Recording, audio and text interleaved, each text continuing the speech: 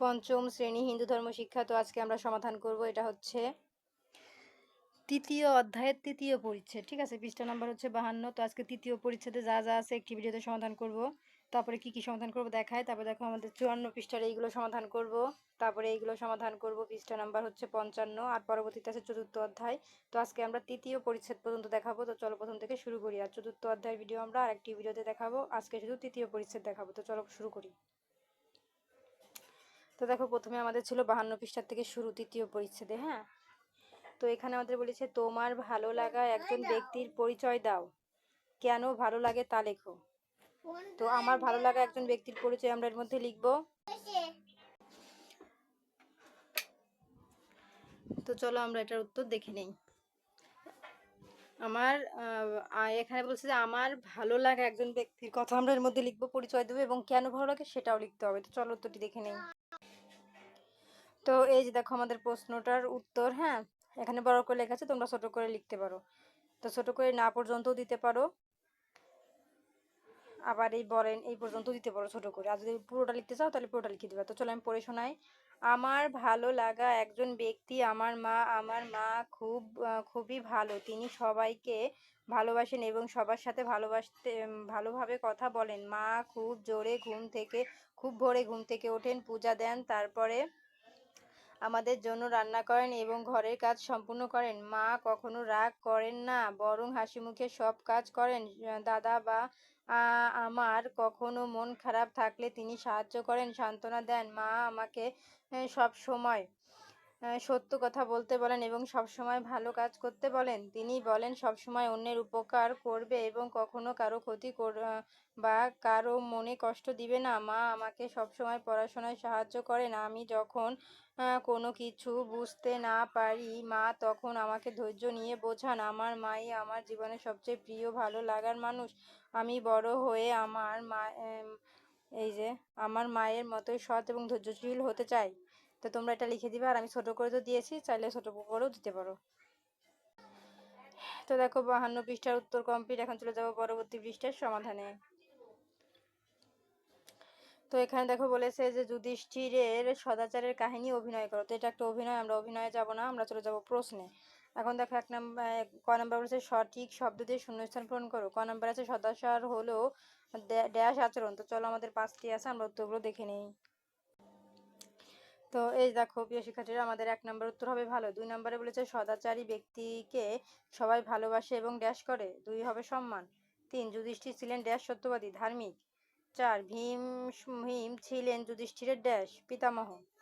5 যেখানে ড্যাশ সেখানেই জয়, উত্তর কৃষ্ণ। তো এই ছিল আমাদের সমাধান শূন্যস্থানের।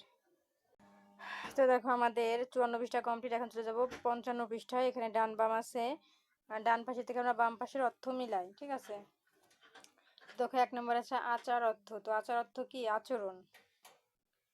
এই যে একে হবে আচরণ। ঠিক আছে, আমি লিখে দিই। এই যে একে হবে আচরণ। 2 সদাচার কহে। তো সদাচার কহের সাথে কি যাবে? সদাচারী কহে তাকে যত জ্ঞানীজন। এই যেটা হবে 2 নাম্বার। ঠিক আছে, তারপর 3 নাম্বার আছে সকল ষড়যন্ত্র করেন। কোনটা হবে? দুর্যোধন। এই যে দুর্যোধন হবে 3 নাম্বার। ঠিক আছে, তারপরে 4 নাম্বার বলেছে মহাভারতে যুদ্ধ হলো অধর্ম ও অন্যায়ের বিরুদ্ধে। ধর্ম ও ন্যায়ের যুদ্ধে। ধর্ম ও ন্যায়ের যুদ্ধে, এটা হবে 4 নাম্বার। তারপর 5 নাম্বার আছে যুধিষ্ঠিরের সদাচার। কোনটা হবে? অনুসরণীয়। এই যেটা হবে 5 নাম্বার। তো আশা করি আমাদের ডান বাম কমপ্লিট। তোমরা দাগাই নাও। এখন চলে যাবো টিক চিহ্নে। তো দেখো টিক চিহ্নে কি বলেছে? সদাচারী ব্যক্তিকে সবাই ভালোবাসে। যে কাজে ভালো আচরণ ও স্বভাব চরিত্রের প্রকাশ পায় তাকে কি বলে? সদাচার। কুরুক্ষেত্রে কাদের মধ্যে যুদ্ধ হয়েছিল? ধার্মিক ও সত্যবাদী।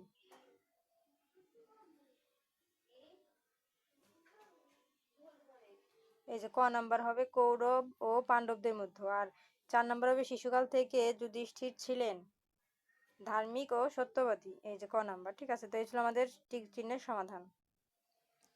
এখন চলে যাব ঘ নম্বরের সংক্ষিপ্ত প্রশ্ন। এখানে আছে আমাদের 4টা। একে আছে সদাচার কি? তো চলো আমরা এই 4টি প্রশ্ন পড়ি উত্তর দেখি। হ্যাঁ, উত্তর, যে কাজে ভালো আচরণ ও স্বভাব চরিত্রের প্রকাশ পায় তাকে সদাচার বলে। তো তোমরা সংক্ষিপ্ত প্রশ্নের এই বলে পর্যন্ত দিলেই হয়ে যাবে। আর তার একটু বড় করে লিখতে চাও লিখবা অন্যভাবে। বলা যায় সদাচার বলতে ঈশ্বরের প্রতি, নিজের প্রতি, পরিবারের প্রতি, মানুষের প্রতি, সমগ্র সৃষ্টির প্রতি উত্তম আচরণ করা বোঝায়। তো দেখো এত কিছু লেখার দরকার নাই, এটা বড় করে লেখা। তো তোমরা যে আমি এক কথায় উত্তর দেখাই দিছি যে সদাচার বলে, ওইটুকু লিখে দিবা, ঠিক আছে? এখন চলে যাব 2 নম্বরে। এখানে বলেছে পঞ্চ পাণ্ডবদের নাম কি? উত্তর, পঞ্চ পাণ্ডবদের নাম হলো যুধিষ্ঠির, ভীম, অর্জুন, নকুল ও সহদেব। 3 নাম্বার, ভীম কে ছিলেন? উত্তর, ভীম ছিলেন যুধিষ্ঠিরের পিতামহ। 4, দ্রোণাচার্য যুধিষ্ঠিরকে আশীর্বাদ করে কি বললেন? উত্তর, দ্রোণাচার্য যুধিষ্ঠিরকে আশীর্বাদ করে বললেন, শ্রীকৃষ্ণ তোমাদের সখা, যেখানে ধর্ম সেখানেই কৃষ্ণ, যেখানে কৃষ্ণ সেখানেই জয়। তারপর দেখো আমাদের বর্ণনামূলক প্রশ্নে কি আছে, 2টা আছে। একে বলেছে যুধিষ্ঠিরের চরিত্রের কোন কোন দিক তোমার ভালো লেগেছে তা 5টি বাক্যে লেখো। তো চলো উত্তরটি দেখে নেই। তো এই দেখো আমাদের প্রশ্নটা, আর উত্তর হবে 1। যেহেতু 5টি বাক্যে লিখতে বলছে আমরা শুধু 5টি বাক্যই দেখি, ঠিক আছে? এই যে দেখো 5টি বাক্য। যুধিষ্ঠির ছিলেন অন্তত সত্যবাদী ও ধার্মিক মানুষ, যা তার চরিত্রের অন্যতম শ্রেষ্ঠ গুণ। 2, তিনি শান্ত, চিন্তাশীল ও ন্যায়পরায়ণ ছিলেন, কখনো আবেগে সিদ্ধান্ত নিতেন না। 3, রাজ্য হারানোর পরও তিনি ধৈর্য ও নৈতিকতা হারাননি, যার মাধ্যমে তার চরিত্রের সহনশীলতা দিকটি ফুটে উঠেছে। 4, যুদ্ধের সময়ও তিনি গুরুজনদের প্রতি শ্রদ্ধা প্রদর্শন করেছেন, যা তার সদাচার ও ভদ্রতার প্রদর্শন। 5, তিনি ধর্ম ও ন্যায়ের পথে অবিচল থেকেছেন, যা তাকে প্রকৃত অর্থে মহান মানুষ করে তুলেছে। তো আমরা এখন চলে যাব, নিচে এটুকু লিখে দিবা যে যুধিষ্ঠির চরিত্রের উপযুক্ত দিকগুলো আমার বিশেষভাবে ভালো লেগেছে। তো এটা লিখলেও পারো, না লিখলেও দরকার না। এখন চলে যাবো 2 নম্বর প্রশ্নে। যুধিষ্ঠিরের সদাচার গল্পটি থেকে তুমি কি শিখলে তা নিজের জীবনে কিভাবে অনুসরণ করবে তা লেখো। তো এই যে দেখো আমরা কিভাবে অনুসরণ করব। এই যে যুধিষ্ঠিরের সদাচার গল্পটি থেকে আমি যা শিখেছি এবং তা নিজের জীবনে অনুসরণ করার উপায়। এখানে কিন্তু বড় করে দেওয়া আছে, আমি ছোট করে দিব, সমস্যা নাই।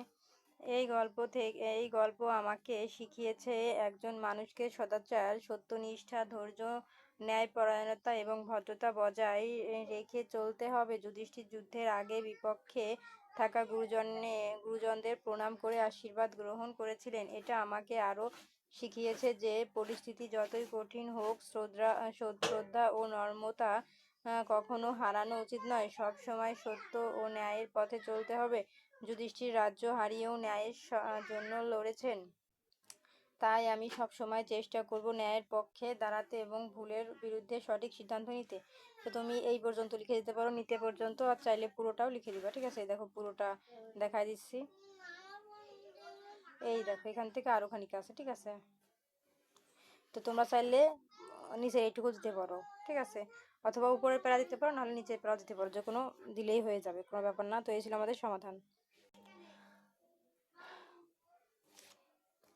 তো দেখো আমাদের 55 পৃষ্ঠা উত্তর কমপ্লিট। আর পরবর্তীতে 4র্থ অধ্যায়ের ভিডিও দেখার জন্য অবশ্যই সাবস্ক্রাইব মাই চ্যানেল।